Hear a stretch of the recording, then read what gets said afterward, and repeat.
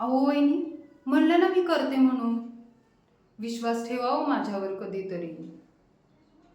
नाही नाही नाही, अहो मला तसं नव्हतं म्हणायचं. तुम्ही रागवू नका. वहिनी, अहो वहिनी, वहिनी ऐका ना. शिवाय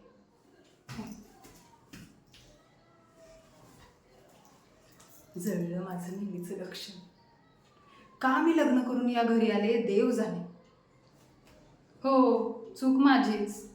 प्रेमात पडले ना मोहनरावांच्या. मला जर माहीत असतं ना की आपल्याला या घरात काही किंमतच नाही मिळणार तर आलेच नसते मी या घरात. राहिली असते तशीच. जाऊ दे, यांना कोण सांगणार. चांगलं म्हटलं होतं घरचा व्यवसाय त्यात लक्ष घाला, पण नाही. काय तर म्हणे मला नोकरीच करायची. फुटकी नोकरी ती टिचगीभर पगार देतं. काय पुरायचं आहे. बरं, पगार झाला की सगळा पगार मातृभक्त हनुमान असल्यासारखा वहिनींच्या हाती नेऊन देतो. मग बायकोला काय. जळलं मेलं ते लक्षण.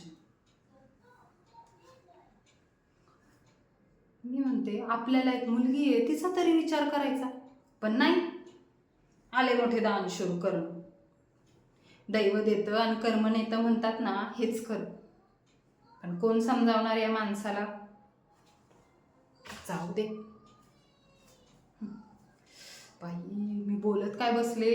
सगळा स्वयंपाक राहिला अजून. आणि वेळेत नाही झाला ना तर आहेच ती भवानी सुपर्णा.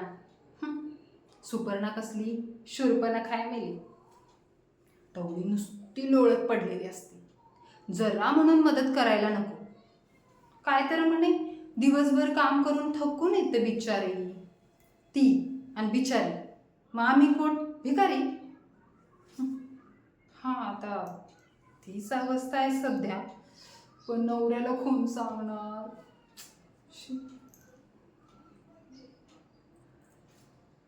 सगळं नको झालंय. पण तोंड दाबून बुक्यांचा मार सहन करते ना ते फक्त माझ्या लेकीसाठी हो. हां, तिला शिकून मोठं करायचंय. दाखवूनच द्यायचंय की माझी लेक कुठे कमी नाही. बाबाजी, आता तुम्हीच लक्ष द्या माझ्याकडं आणि माझ्या लेकीकडं. आणि थोडीफार अक्कल द्या माझ्या त्या खुळचट नवऱ्याला. बाई बाई बाई बाई, बोलत काय बसले. पुन्हा बोंब मारायची ती भवानी. चला काम करू. शेवटी आमच्या नशिबी काय, रांधा वाडा नुष्टी काढा. दुसरं काय येणार.